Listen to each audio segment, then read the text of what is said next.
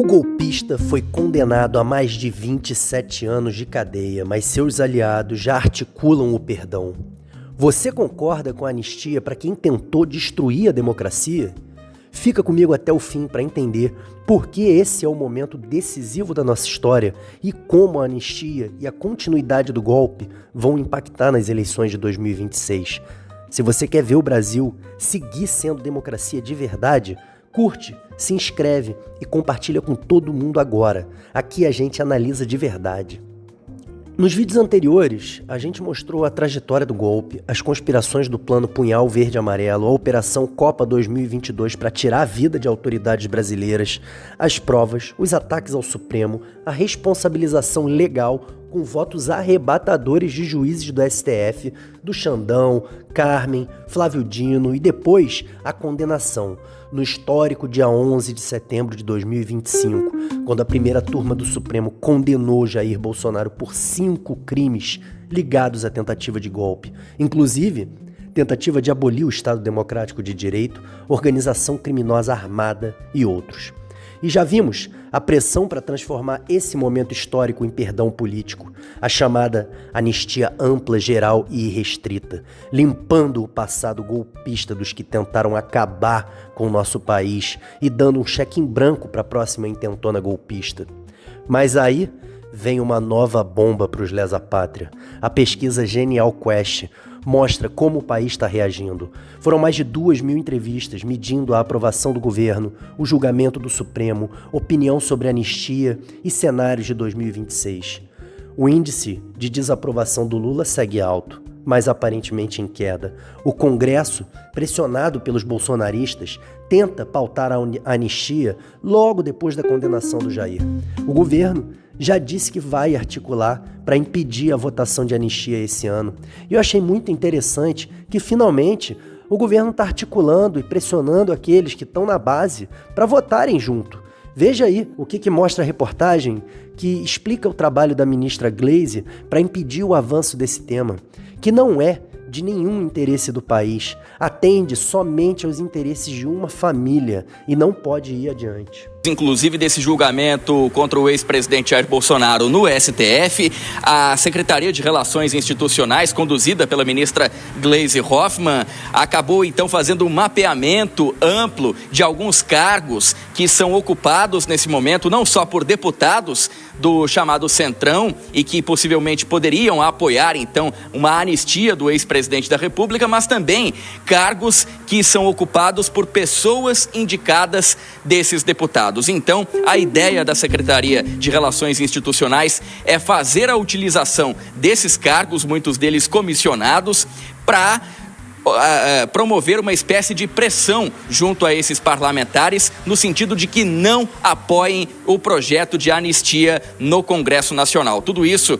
deve ganhar mais forma a partir dessa semana. A gente relembra que na terça-feira tem reunião de líderes conduzida pelo presidente da Câmara, Hugo Mota, e tem sido cada vez mais crescente, então, toda essa pressão para que seja pautado não apenas o mérito, o teor do projeto, mas também a urgência para que esse projeto vá para votação diretamente no plenário. E o que o governo federal quer com essa pressão, utilizando os cargos, é justamente fazer com que aqueles parlamentares, principalmente de centro, só que mais ligados à direita, não votem de forma favorável à anistia, ao perdão ao ex-presidente da República, mas também acabem não contribuindo para arrumar novos votos. Com isso, a expectativa do governo federal é que a oposição ao atual governo não consiga mais do que os 257 votos que seriam necessários para a aprovação desse projeto na Câmara dos Deputados. E eu queria partir para outro assunto aí, pessoal, porque com Bolsonaro condenado, Tarcísio de Freitas pode ser o nome da direita em ascensão. Lula já afirmou isso, inclusive. E ainda tem o temor da interferência internacional com o presidente dos Estados Unidos e aliados atacando o Supremo Tribunal Federal e possivelmente buscando formas aí de pressionar o legislativo brasileiro e a sociedade como um todo. Eu gostei muito dessa análise de um historiador hoje aí no ICL sobre esse ponto, onde ele elenca 3 possíveis linhas de atuação do governo dos Estados Unidos, e vamos assistir aí. Antes dessa semana, a partir de hoje inclusive, a Casa Branca ela pode mandar esses recados. O primeiro é a expansão da Lei Magnitsky para outros ministros do Supremo. Isso está na ordem do dia, isso pode acontecer. A segunda pressão que pode vir é a questão de vetar vistos, negar vistos para autoridades brasileiras do Legislativo, para pressionar o Legislativo, pressionar para que o Legislativo, vote a anistia ali e pressionar também membros do Executivo. Vamos lembrar que daqui 2, 3 semanas, no final de setembro agora, né, dia 23 de setembro, na verdade, semana que vem, nós vamos ter a reunião nas Nações Unidas, a reunião da ONU, a Assembleia Geral da ONU. E o próprio Trump já ameaçou que o Brasil, que abre a Assembleia Geral da ONU, tradicionalmente, pode não entrar nos Estados Unidos. Então isso vai fazer parte também das pressões. E a terceira forma, e eu fecho aqui esse primeiro comentário, a terceira forma é ampliar aí uma ação universal, que seriam tarifas, né? Mais tarifas, e aí punir universalmente. Não só setores dos judiciários, do executivo, do legislativo, mas toda a população brasileira. Pedro, digamos que essas são as 3 metralhadoras aí que estão no radar. Como pode um país que sofreu ameaça de golpe agora discutir perdoar tudo? Bolsonaristas que gritavam fraude nas urnas e todos aqueles absurdos terraplanistas agora choram perseguição política. E o pior, a anistia não é só perdão, é a mensagem de que lei e instituições podem ser dobradas, é redefinir quem manda. E atenção! Esse debate também serve para disfarçar os verdadeiros problemas que o governo Lula precisa enfrentar. Economia, inflação, insegurança. Enquanto a anistia ficar na pauta, o país não avança. E o Carlos Bolsonaro, pessoal, tá reclamando do esquema de segurança em volta do pai dele, o chefe do golpe, segundo a PGR e o STF, né? Dizendo aí que quando o pai dele saiu da domiciliar aí para ir no hospital, disse que agentes armados vigiavam como se o pai dele fosse tentar fugir por uma janela. Chamou tudo de um circo, de método de humilhação. Aquele mimimi, hipocrisia bolsonarista que a gente conhece, né? Aquele que enaltecia agentes da repressão do Estado, que diziam que bandido bom é um bandido sem vida. Imaginem o cenário. Um ex-presidente condenado sob medidas restritivas, precisando ir ao hospital para um procedimento médico, e o filho indignado porque o sujeito está indo de escolta. Indignado, como se fosse errado cumprir pena dentro da lei do Estado Democrático de Direito. Esse espetáculo serve para reforçar narrativa de vitimização, transformando o golpista condenado em um mártir hospitalizado, para explorar o episódio da facada de novo, tentar trazer a população para o seu lado. Enquanto essa oposição se recusa a trabalhar, o país fica paralisado, discutindo a vida de um golpista condenado, e o escândalo se torna uma escolta de hospital. E essa oposição esquece os verdadeiros problemas do país e não discute nada, aprisiona todo mundo em volta da pauta que atende só a família deles. E no eixo eleitoral, Lula ainda lidera numericamente, mas enfrenta uma rejeição. Tarcísio aparece como nome viável da direita, capitalizando esse espaço deixado pelo Bolsonaro. No eixo institucional, a condenação no Supremo foi histórica. Prisão domiciliar já iniciada até que se esgotem os prazos e ele possa cumprir a sua pena na cadeia. Mas, se a anistia avançar, todo esse esforço vira pó. E no eixo político, essa anistia divide. Quem defende, fala em pacificação. Quem rejeita, lembra, pacificação sem justiça é o convite para o próximo golpe. E é aqui que entram os editoriais da grande mídia.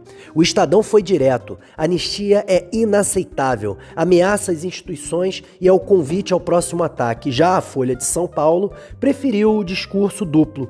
Um editorial firme, mas trouxe colunas ali e vozes falando em realismo político, paz social e necessidade de virar a página. É como se dissessem que a lei deve prevalecer, mas talvez, só talvez, se o Congresso quiser, a gente entende. É um moralismo seletivo, um olho na Constituição, outro no termômetro eleitoral. E eu pergunto, a quem isso interessa, Folha? E hoje, a coluna do Valdo Cruz trouxe algo explosivo. O presidente do PL, Valdemar da Costa Neto, admitiu que houve planejamento de golpe. Sim, o cara admitiu.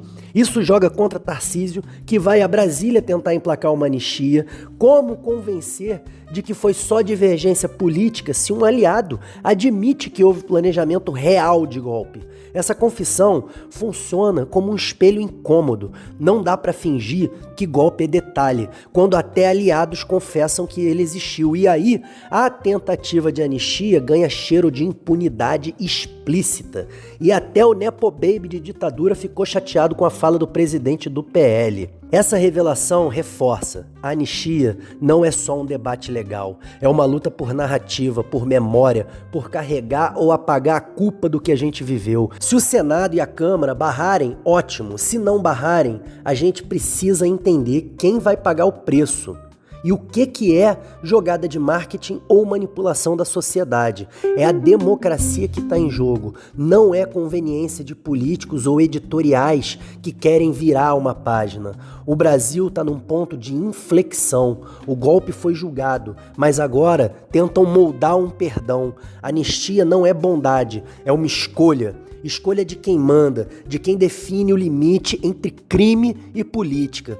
Carlos Bolsonaro fala em humilhação no hospital, mas a verdadeira humilhação é ver a democracia ser atacada e depois deputados golpistas pedirem solidariedade ao perdão. Se a democracia é valor, a gente precisa cobrar que o julgamento seja mais que simbólico. Ele precisa ser lei, prática e memória viva. Agora é com você. Comenta aqui se o Brasil deve ou não permitir anistia para quem atacou as instituições. Compartilha com quem acha que tudo já passou. Mostra que o golpe tem memória, voz e continua a rondar os mais altos níveis da política brasileira. E se ainda não se inscreveu, se inscreve agora no canal. Aqui a gente vai continuar cobrando, investigando e defendendo a democracia.